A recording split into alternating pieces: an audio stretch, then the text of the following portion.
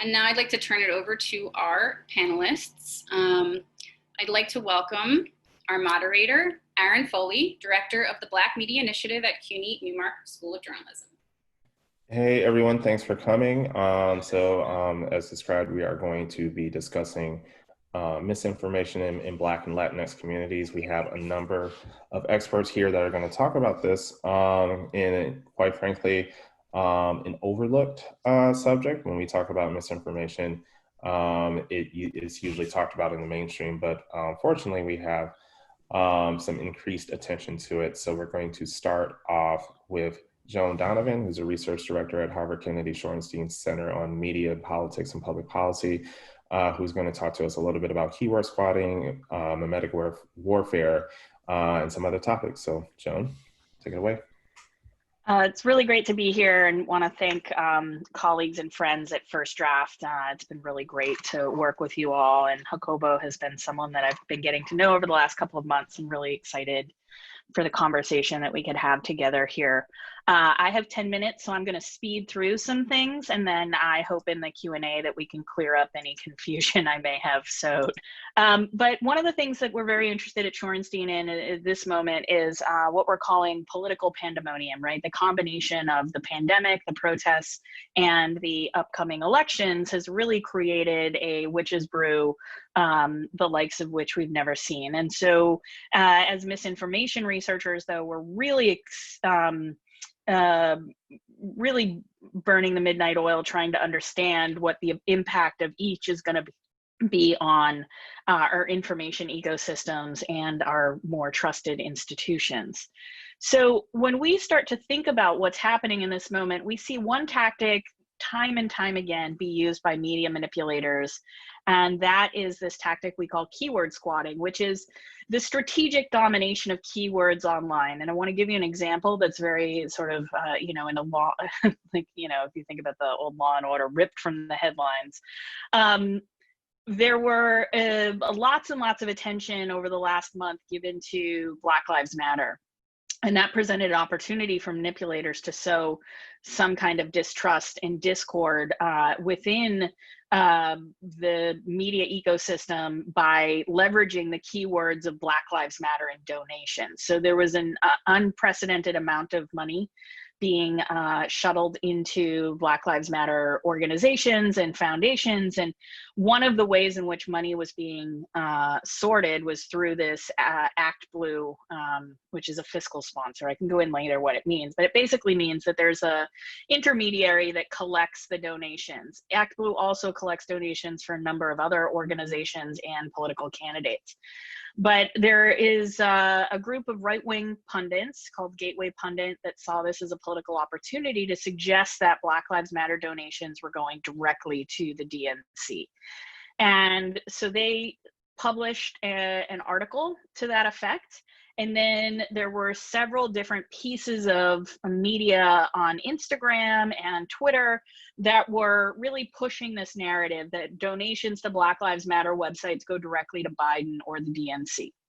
Of course, that's not true, but what it did was it dominated the keywords in Google search. So if you were someone that showed up and wanted to actually donate and you just Googled Black Lives Matter donation, you'd actually get this story and a number of other stories that were being written by right-wing media outlets as an opportunity to make sure that if you wanted to make a donation to Black Lives Matter, you saw this kind of disinformation first.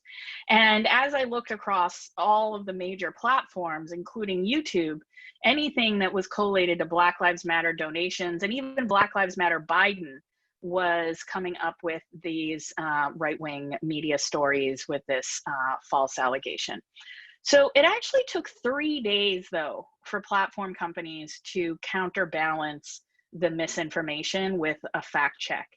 And so factcheck.org, simply put in their debunk, donations to Black Lives Matter group, don't go to DNC, right? But much of the damage had already been done because the people in that media ecosystem had seen this content, and it was also being used in the Black Lives Matter hashtag.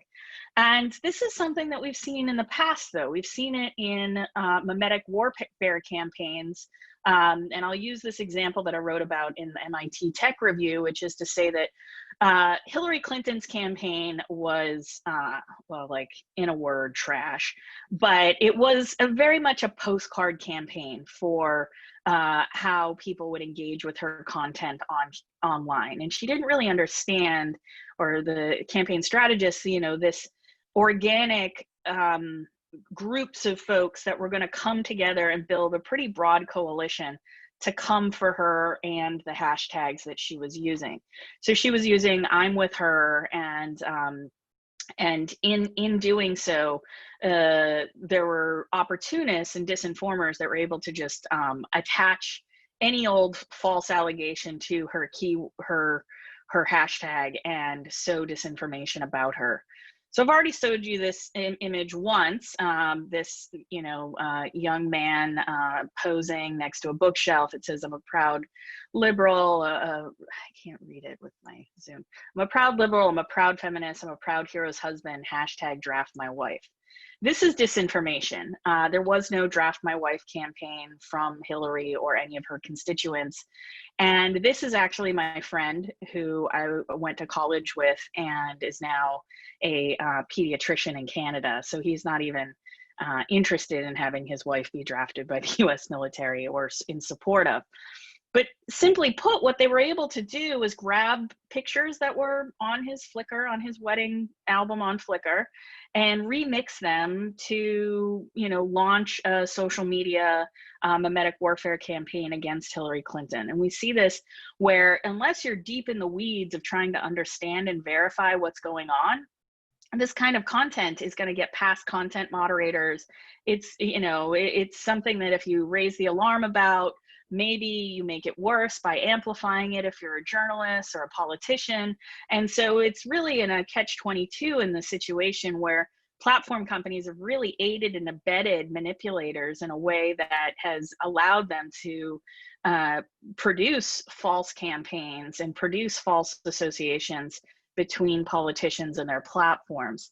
And this was just one of several different mimetic pieces of their artillery.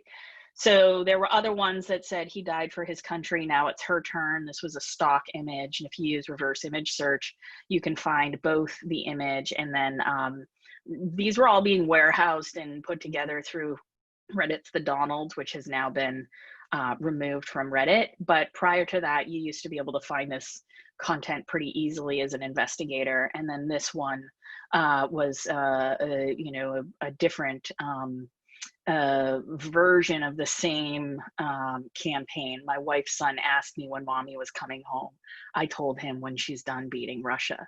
Right? And so as investigators and as researchers, we have to understand that some of the tactics are actually going to be much more subtle, and they're going to parasitically attach themselves to campaigns and to the messages of politicians or the messages of social movements. And of course, Hillary Clinton had also done some media where she had talked about the alt-right and the deplorables. So there was a whole mobilized group of folks online that had felt attacked by her campaign. So I'm not trying to say that the mimetic warfare against Hillary Clinton's campaign were like this large voting bloc that made, you know, huge differences, but I'm trying to get you to understand that when politicians start to poke the hornet's nest of some of these groups, we will see an uptick in disinformation and in media manipulation events because these folks are trying to grab attention and harness the power of those keywords. And right now we're seeing it quite a bit. There's lots of disinformation attaching itself to the Black Lives Matter movement. And one last campaign I'll call your attention to. Super Happy Fun America is a bunch of white supremacists in Massachusetts and New Hampshire, right? And so this group in particular has planned the straight pride events that have been happening in Massachusetts. And you know, they run on Facebook, they Instagram, lots of different kind of interaction with their web page as well. They call themselves a right of center civil rights organization, but if you look at who's showing up to their events, and I've put some images here of a recent event they had for Back the Blue, which was the counter movement to Black Lives Matter, and the raising awareness about police brutality in particular, where we have many different symbols of white supremacists openly being displayed, along with other more esoteric symbols, but this flag here, as well as the mask that person is wearing, are often symbols of organized militias and white supremacists in Massachusetts. And then, of course, this person wearing it looks like a North Face logo, right? But it says Nationalist Social Club. And if you didn't know that that meant neo-Nazi, then you might just pass it by. But I call your attention to this because these groups, even though platform companies are saying we're getting rid of them, they are very much still organizing online. And if you pay attention to the media that they're producing about themselves, as well as how they're talking about what opponents they want to attack next, it's not too difficult to discern with no serious data science or any kind of added tools, just your time and your eyes and your attention. You can decode and start to make sense of what's happening around you. So I wanted to say thank you for that. And I'm going to kick it over to Aaron, and I will share these slides. Lastly, I just want to call your attention to the kind of wedge issues that we're looking at right now for 2020, which is to say that there's going to be some serious use of race and identity politics as a political cudgel in the upcoming election. And so as researchers, we're going to pay attention to all of these different issues in how misinformation is driving both political polarization and wedges between our different communities. Thank you. Thanks, Joan. Do want to remind the audience that at any point, if you have a question, please drop it in the chat box. I do have a quick question before we go over to Jacobo, Joan. The one thing that stuck out to me was YouTube and how quickly videos spread there. I know folks talk a lot about algorithms and if you're just a YouTube user, how easily you can become radicalized if you type in one thing, and then YouTube's algorithm will show you continuous things along that same line. I know you mentioned Reddit has taken down a number of forums, but do other platforms like YouTube, do they have some kind of responsibility in any of this? Yes, and so there's been a lot of effort of civil society folks, particularly the Stop Hate for Profit and Change the Terms campaigns, that have really compelled different platforms to approach these issues. What you're alluding to is this idea that the algorithm itself is radicalizing folks. And it's happening in two ways, which is to say that the algorithm essentially works the same no matter what interest you type in. So if you're like a really big Yankee Candle enthusiast and you want to look at Yankee Candle reviews all day, it will serve you that content all day long. The problem is if you're just trying to figure out, what is the alt-right, and you look at some of that content and you're like, oh, this is terrible. It will continue to try to serve you content if you've watched like content, and especially if you've watched it to the end. And so that's what we're talking about when we're talking about the ways in which the algorithms are feeding into this cycle. And as a researcher, though, you can actually let those work to your advantage. You can set up an account siloed from the way you would regularly use social media. Click like, follow, and watch different disinformers and topic areas that you want to pay attention to. And Jacobo can talk a little bit more about his methods too. And it will eventually learn that preference and then serve you new things, right? And so until we figure out how to get platform companies to break that chain and to break that cycle, we're going to have to continue to research and unearth these particular subject areas where it's really problematic. Is it problematic in the Yankee Candle example? No. But if you don't want to see that content anymore, or you were reviled at it, there should be a way to opt out, especially when it comes to very particularly dangerous areas like teen suicide or suicide in general, and self-harm. We see a similar kind of pattern emerge with the ways in which algorithms serve up the content. And so it's a really difficult subject to study, but is a really important one for us as researchers and journalists and civil society folk to understand. Thanks, Joan. If the opportunity presents itself, we can talk a little bit more about that. Next, we have Jacobo Licona, who is a disinformation research lead at Equis Labs. Jacobo is going to talk about the Goya boycott that recently happened and how it played out in the far right in an attempt to divide the Latinx community. Take it away, Jacobo. Yeah, hey everyone, I'm Jacobo. I work for Equis Labs, which was created to have a better understanding of the Latino electorate and find better ways to engage them. And I specifically work as a disinformation researcher, monitoring Latinx spaces in English and Spanish. So just to give you a quick overview before I get started on my presentation, we're often seeing bad actors using social media to try to depress enthusiasm among key progressive constituencies. And we see them, we see bad actors trying to inflame pre-existing tensions within and between communities.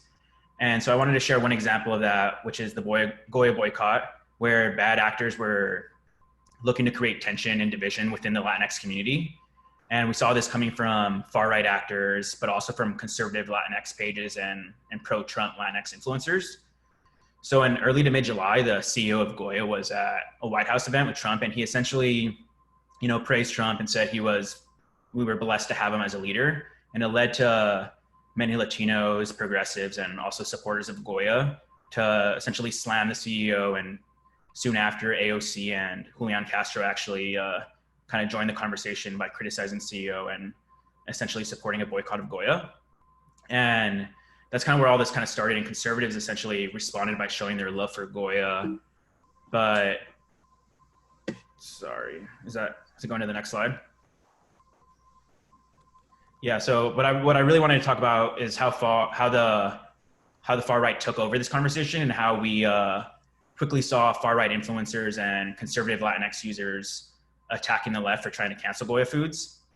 And we saw this resonate across far right spaces with a big push from conservative Latinx influencers. And so some far right influencers, as you can see right here, there's Donald Trump, Ted Cruz, and Charlie Kirk, who were promoting a narrative that this is an attack on Hispanics and a Hispanic-owned business.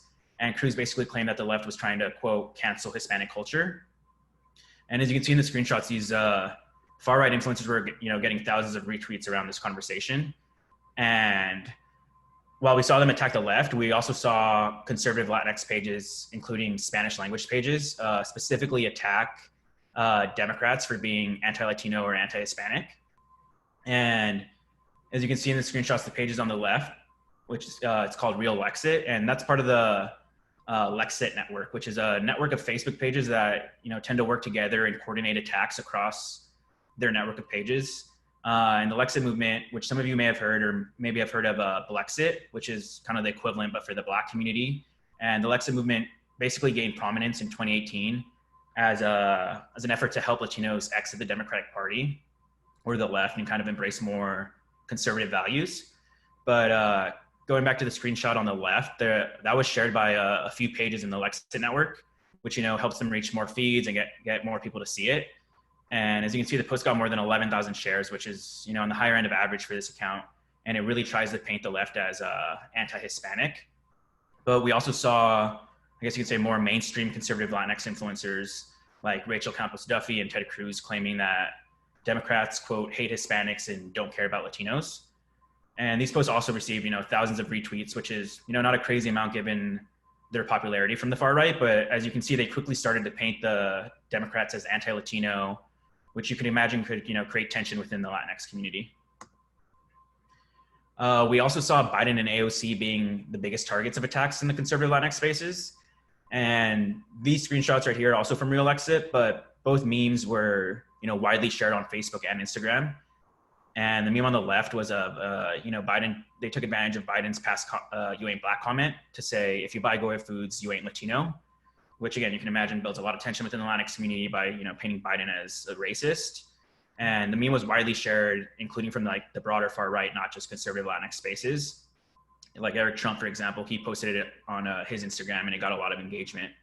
And, these type of posts and memes really, are trying to cause a division between the Latinx community as these conservative Latinx spaces, they're basically doing like racial trolling.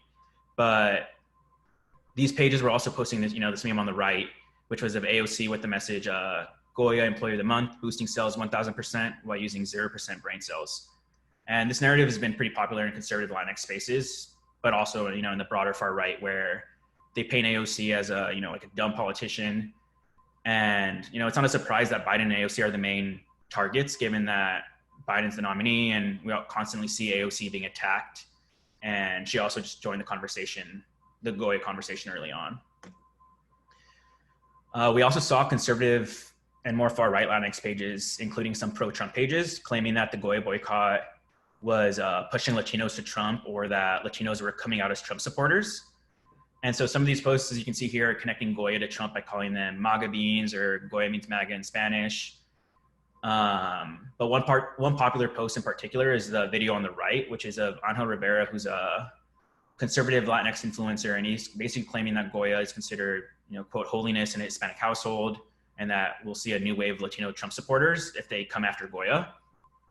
And many of the far right pages, as well as some more pro-Trump Latinx pages, including Latinos for Trump, actually were sharing this video. And there were at least 2 posts that had more than 25,000 shares, including the one here on the right, which is, way above the average for these type of pages. And again, the Trump campaign and its surrogates were, helping to amplify the conversation around Goya.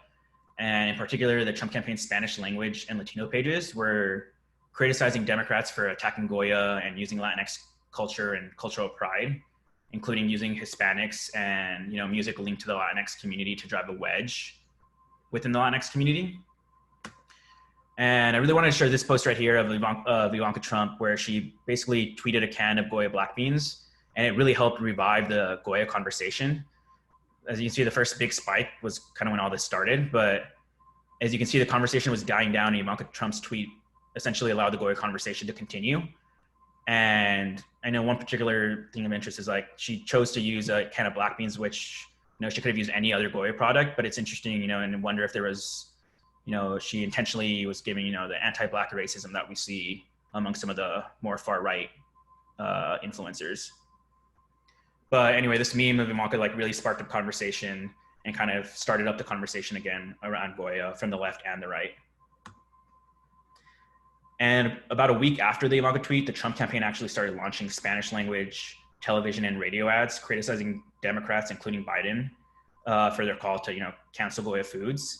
And one thing that's interesting is that Biden actually never really talked about Goya or boycotting it. But I mean, obviously their ads are going to be centered around him. And the campaign had different, variations of radio ads that targeted Cubans, Puerto Ricans, and Mexicans. But it was interesting that these ads used the Goya conversation to kind of pivot to its main point of attacks on Biden and the Democrats. So while it was like the main conversation was about Goya, then they would then pivot to, painting the Democrats and Biden as extremists who want socialism. And they had stuff about like cutting police funding and taking away charter schools. So it kind of just really showed how the Trump campaign, takes advantage of certain, conversations, and including in Spanish, and kind of pivots to their main point of attacks. And the final thing I wanted to say about Goya was that we saw some bad actors connecting Goya to Black Lives Matter by essentially making fun of BLM and spreading memes with the message Black Beans Matter, which is also being spread in Spanish. And as you can see from the screenshot, some of these posts were coming from Latinx actors, but they were also coming from the broader far right. And some were even using the Ivanka tweet to spread this, same type of narrative. And I just really wanted to quickly talk about how conservative Latinx actors were kind of trying to build racial tension between Black and Latinx communities, specifically around BLM, not just necessarily around Goya, but also around other conversations. And so during the height of the Black Lives Matter protest, we saw multiple far-right Latinx actors amplifying, narratives from the broader far right, including, promoting stories and videos in both English and Spanish of, rioting, looting, and violence, and kind of connecting the violence to, Democrats, Antifa, and George Soros. But we also saw an increase in conversation in these spaces that, specifically try to vilify BLM and the protests, or kind of discredit BLM by sharing stories and videos of protesters harassing and attacking people. And as you can see in some of these screenshots, including the one on the left, there's an increase in content that's showing Latinos kind of opposing BLM and the effect of the protesters. So you can see some of these conservative Latinx users are promoting stories of Hispanics and Latinos, quote, fighting back against BLM attacks and protecting their neighborhoods from BLM looters. And not included, I didn't include it here, but we saw some less partisan Latinx Facebook pages also kind of promoting stories of Black men allegedly beating and hospitalizing Hispanic men, which is also a trend we see in, white conservative spaces, where we see this combination of narratives kind of trying to build racial tension between the Black and Latinx communities. But we're also seeing them promote like different types of narratives around like Latino lives matter or all lives matter to kind of attack and discredit the idea of Black Lives Matter. And then we also see them, hijacking other conversations around specific news stories to help, drive a bigger wedge between Black and Latinx communities. So some of these on the right, you can see, including the meme on the top right, that was around actually Aunt Jemima announcing that they were going to change their name and branding. And so some conservative Latinx pages and less partisan Latinx pages also began promoting a meme around Tapatio, which is a hot sauce popular within the Latinx community, to kind of basically, paint the Black community as overly sensitive. And then one particular conversation that really showed bad actors trying to, drive a wedge and build racial tension between Black and Latinx communities was around the murder of Vanessa Guillen. Guillen was a Latina in the Army, and she was sexually harassed before she went missing. And after a couple of months, investigators found her body and linked her murder to a Black man. And we saw a lot of conservative Latinx accounts, including Spanish language pages, kind of criticizing BLM for not protesting her death and for staying silent. But we also saw a lot of conservative Latinx actors promoting, race blindness around Guillen by amplifying the fact that her killer was Black, and they were promoting the All Lives Matter narratives.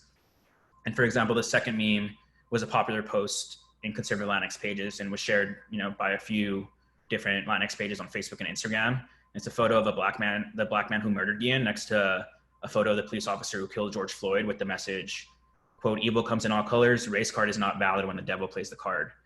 And then there was also some less partisan spaces, like the third post here from Mexican community. And it's a message in Spanish that is essentially saying, Latinos do not march for me and I am Latina, but they march for someone who is not their race and is also aggressive with their people.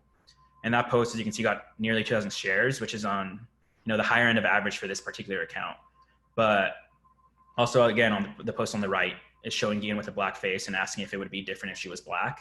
So a lot of these like kind of less partisan Latinx pages were kind of, trying to build racial tension between both communities. But these are just some of the examples, and we're also seeing other Latinx accounts and influencers, including Spanish language news outlets and Latinx musicians, kind of promoting the All Lives Matter narrative around this conversation.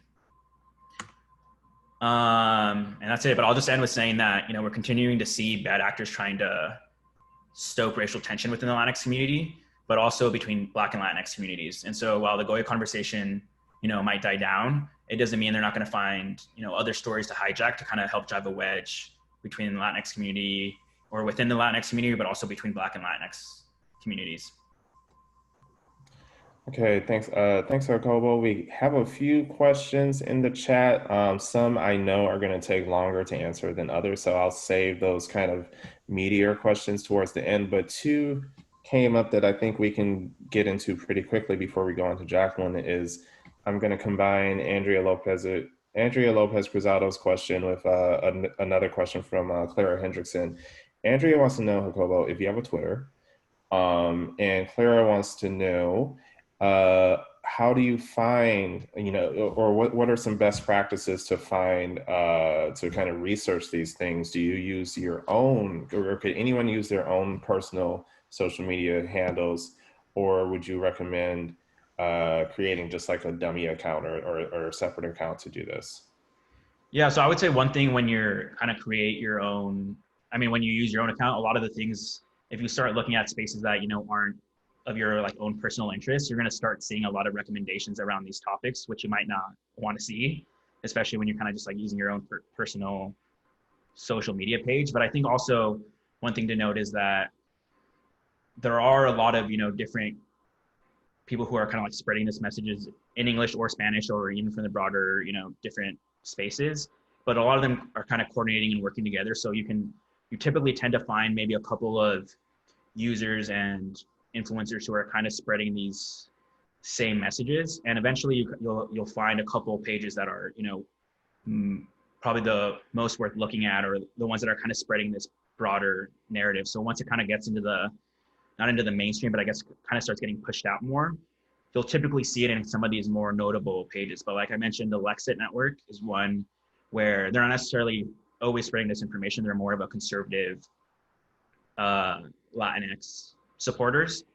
But they typically tend to, whenever a message starts, you know, resonating, they typically tend to be posting those type of narratives in their pages as well.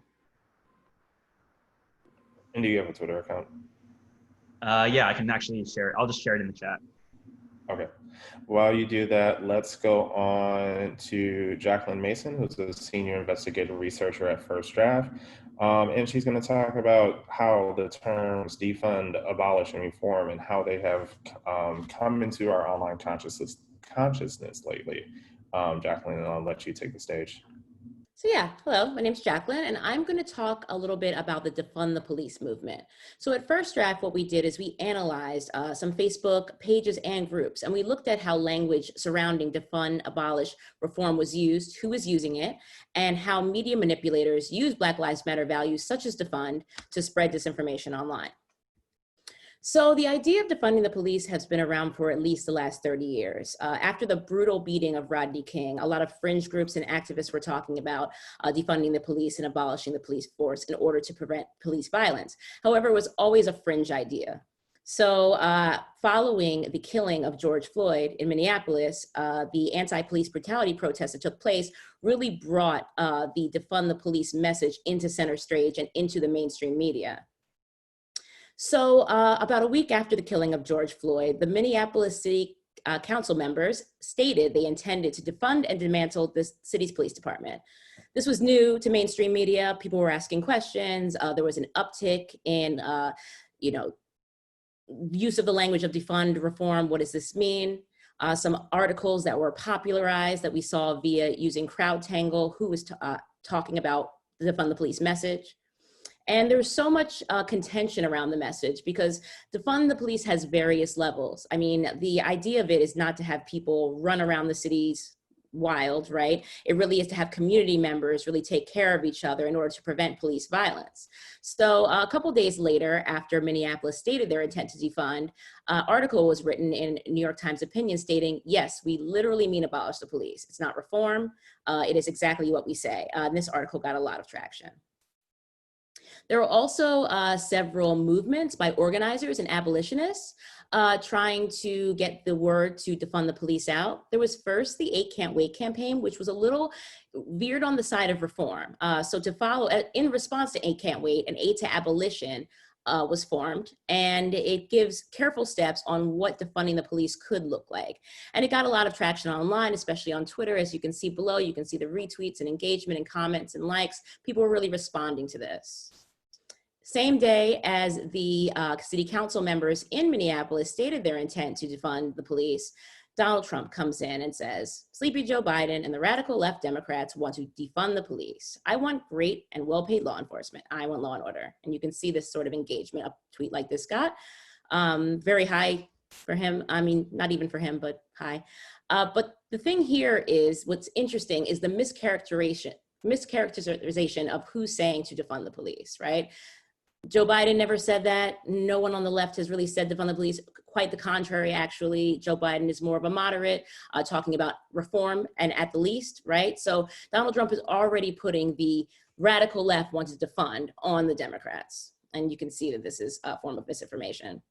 So we also looked at CrowdTangle and did some analysis and saw the subsequent articles that I shared, how many people are sharing them, how many people are looking into them, and see how much engagement that they're getting in the days following.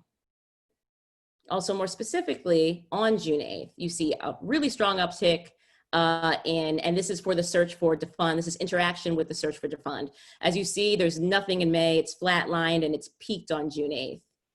As far as original posts, the same, nothing in May. We see it peak the day after Minneapolis makes their declaration. So what we did next is first draft analyzed Facebook posts from public pages and public groups between June 5th and June 12th mentioning abolish, reform, or defund. So we then split that data into two different timeframes. So first, June 5th through 8th, the days leading up to and after the announcement the city council members made in Minneapolis, and then after June 9th through 12th. So what we see in June 9th through 12th is when the discourse seems to have been hijacked by elements of the far right. And I'll give you some examples. So here's some group analysis. As you can see, most of these people are far-right actors or supporters of far-right actors. You have Judge Jeanine Pirro Friends, which isn't her actual account, obviously, but it is supporters of her, which you'll see a lot of that. A lot of these actors also have other networks where they are supported by people. So it's not just their own personal pages and fan pages. It continues to go on. We have Donald Trump's God Choice for America, Law Enforcement for Life. So people who are very anti-police reform. So here are some of the posts in these groups. We have a leaked document from George Soros, basically saying that the billionaire is attempting to defund the police and police reform, so he's behind it, and that the Rothschilds put him in business, follow the money. These are all old tropes that George Soros funds Black Lives Matter, and the disinformation that lies there is something that's been going on for years as far as the Black Lives Matter movement. To the right, we have Judge Jeanine Pirro has fans, defund the Planned Parenthood, not the police. So then you have the idea of this is how you protect Black lives. There's the narrative that so many Planned Parenthood businesses are within Black communities, and then they're trying to take out the Black community in that way, which is another form of disinformation. It's also now memes which are very effective at transmitting misinformation. So they turn the words defend the police into defund the police. As you can see, like the juxtaposition of image shows Nancy Pelosi kneeling with the kente cloth. Nancy Pelosi, Chuck Schumer, none of these people in this photo have ever supported the defund the police movement. However, they are juxtaposed using this language. Basically saying snowflakes pushing to defund the police would be screaming when they aren't safe, you know, joke memes, but they still have a lot of harm. And here with Chicago, we have Mayor Lori Lightfoot. There was an increase in violence in a weekend in Chicago, and they're saying that defund the police leads to this, right? The violence is caused by Democrats or far left wanting to defund the police. However, the police have not been defunded currently. So any violence that has happened could not be blamed on defund because they are still funded. But these are the kind of tropes that are attached to this narrative. We also have popular media figures like Dan Bongino, liberals, if you're gonna defund the police in your cities, it's going to descend into chaos. People are going to run wild. People are going to get hurt, pushing the narrative that it's going to be the purge, basically, in the streets of America. A Brad Parscale fan, and then also this comment here, basically saying that, you know, warlords are going to take over. The dangers that are going to happen to Minneapolis, all cities in America, are going to be very dangerous as soon as the police are defunded. There's also some other popular far-right media influencers saying that 11-year-old kid was shot and killed. This is the reason why, because everyone wants to defund the police. Blaming Democrats for this couple that became very popular, Karen and Ken, quote and unquote, saying that their house is getting raided for guns, but you want to disarm the families and also disarm the police, and no one's going to be able to protect themselves, these sorts of narratives. And just joking ones, asking liberals on the street, you know, about abolishing the police and saying that they have no clue, right? I think Jacobo talked a little bit about this, that AOC, they kind of pin her as the clueless liberal. They're kind of reposting imagery of, you know, her eyes wide open or maybe saying something that's not less than smart. But they do the same thing with these talking point videos. He's not the only one to have done this. A lot of right-wing media personalities like to go into the streets, heavily edit video and kind of make Democrats look quote unquote foolish. So basically, the narrative that Democrats now want to defund the police is fully intact. We have our more popular pages like Fox News, Candace Owens, saying abolishing the police will create mob rule, and PragerU, which is a pretty popular far-right kind of TED-like conference website, basically says to defend the police instead of defund. So as you can see in the bottom how much interaction these posts are getting in the days following. And so politicians have really backed off of the idea of defund the police. It's a really hot button issue. It will be a wedge issue coming 2020. And you can see popular Occupy Democrats, which is a popular Democratic page, is really trying to dispel the idea of defund the police. They believe it will lose the election. They believe it's too much of a hot button issue, a wedge issue, that we're sure that the far right will use against Joe Biden. They've already weaponized themselves, and they've already been accusing him of wanting to have far left talking points and scaring off voters potentially. So basically looking into this being a wedge issue for the 2020 election. So briefly, before we go into the questions and comments here, you can scan this if you'd like to sign up for our daily and weekly newsletters. And any resources online for reporters, you can find them here, but I can share this with you guys also in the comment box. These are tools to our dashboards at First Draft. And we have an online course which covers coronavirus, which will be really helpful with the election. And we also have a free 2-week text message course that reveals how you and your community can get prepared for the threat of US election misinformation. And you can sign up here and you can scan here.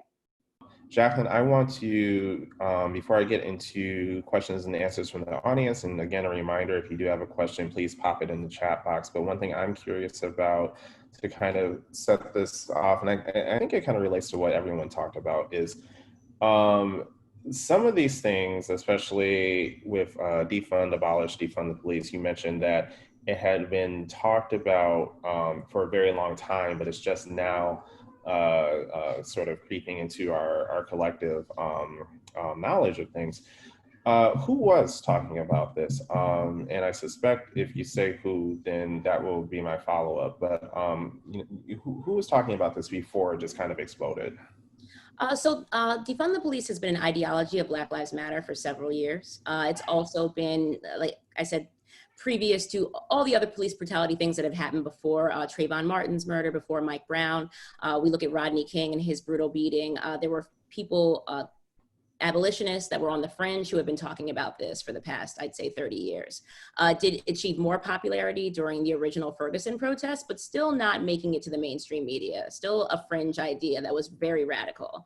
And while it's still perceived as being extremely radical, right now, it really is a mainstream, a possibility that people see. There's, like I showed, 8 to abolition and the 8 can't wait, that people have a plan for what it would look like, where community could take over and step in the face of police and not have as much interaction and decrease violence in that way. And hopefully for some factions wanting to completely abolish. So I'll pose this follow-up to everyone. Everyone can jump in.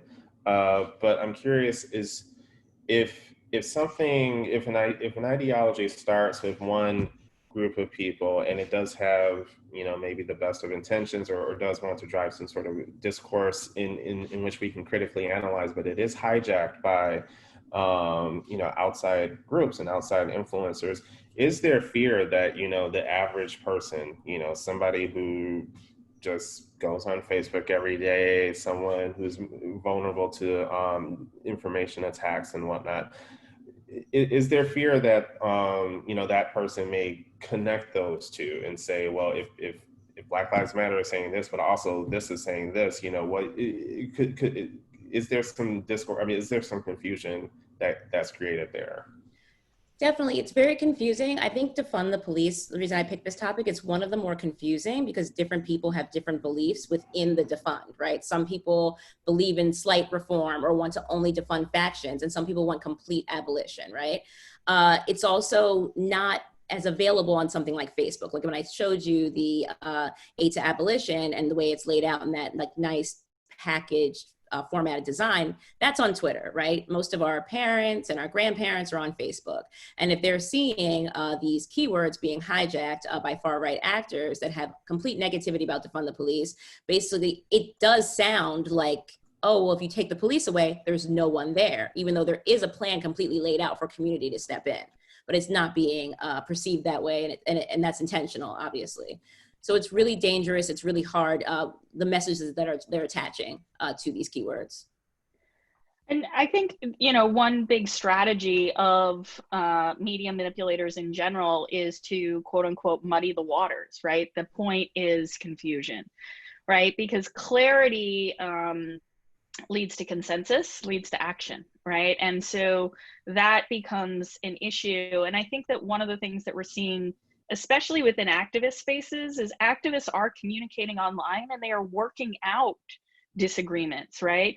And in that working out of the disagreement is where we see disinformation flood the zone. And even with the work and the research that Jacobo is doing, it's, yes, there are real fissures within Latinx communities about conservative values and more liberal values. And that it's that those disagreements that disinformation tends to attach itself to in order to create what would be you know, we can kind of describe it as like a polluted environment, like Whitney Phillips does.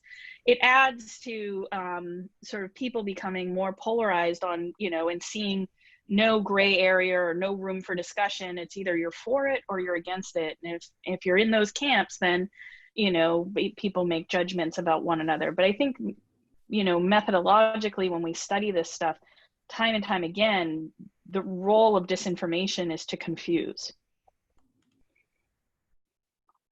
I'm going to pull a question here from the audience from Sarah Nunez, who asked, have we, this might be something between Jacobo and Joan, have we seen keyword squatting used around terms like socialism and communism, specifically for Republican Cuban Americans to debunk the Black Lives Matter movement, support back Blue Lives Matter, and support a re-election of Trump across the country? Yeah, I mean, I think in Latinx spaces, we've definitely seen stuff around that, especially around socialism. I think it's not anything new around in 2020. They used it in past elections as well, where especially like, you know, with Cubans or Venezuelans, where they start using socialism narratives, including like, even when I showed the example of the Goya Trump campaign ads, they transition the Goya stuff to then talk about, you know, socialism and how the left and Democrats want socialism to kind of stoke fear. They also do it again with like the defund the police or the support for law enforcement.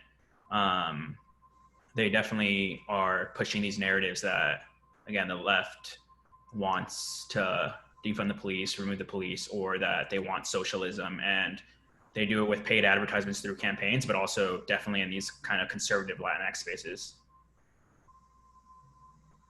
I'll just add that it goes all the way up the chain to when Donald Trump Jr. did a live stream where he and his, I think it's his girlfriend, it might be his wife, Kimberly Guilfoyle, were talking about mimetic warfare and meme wars. And they explicitly tried to tie Biden and Sanders to socialism in the Goya campaign. And they did the whole Trump family at some point did post some variation of these Goya memes in order to just kind of exacerbate the ongoing tensions.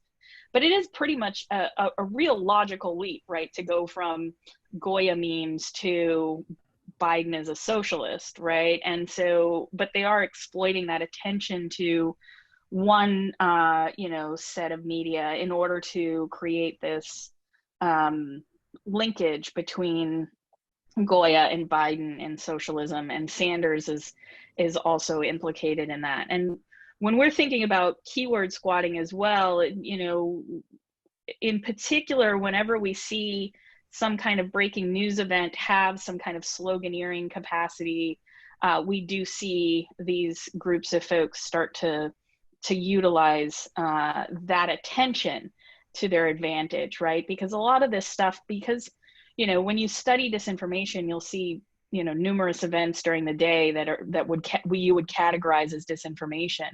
But it's really about which piece of that captures public attention and then that's what drives others to continuously make content and posts.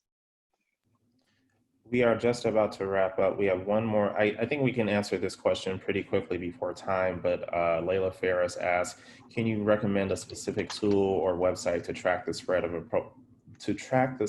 post throughout a platform? Yeah, this is hard because there's a lot of like pay for services that you need to have access to. Some of the data that Jacquelyn was showing, I think, was from CrowdTangle, which you can get the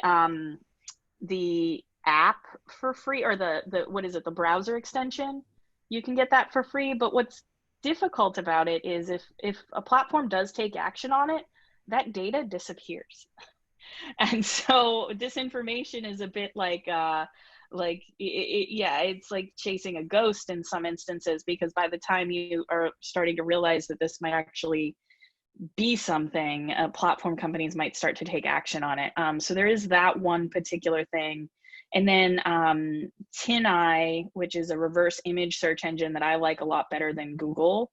I also use that to look at images to see where else on the internet they are. Yeah, I believe CrowdTangle also has some live displays that can be used without a membership, in addition to the plugin. So there are some free services, but yeah, for researchers and for journalists. But TinEye is a great one, Rabbi. You can also take a URL from a post and put it in quotes and put it in Google search to see where that URL is also showing up, or or a URL for a website or a particular story on a website. You can even search for that URL on using the Twitter search engine or the YouTube search engine, and sometimes you find interesting connections. But by and large, you have to use a kind of constellation of tools. I also highly recommend looking at some of the online resources available from Bellingcat that are under the title of open source investigations. So these are tools or little pieces of technology or websites that you can use to look at things that are on the web and make assessments about them. But yeah, open source investigation is the key word to be able to get into that set of communities and websites online.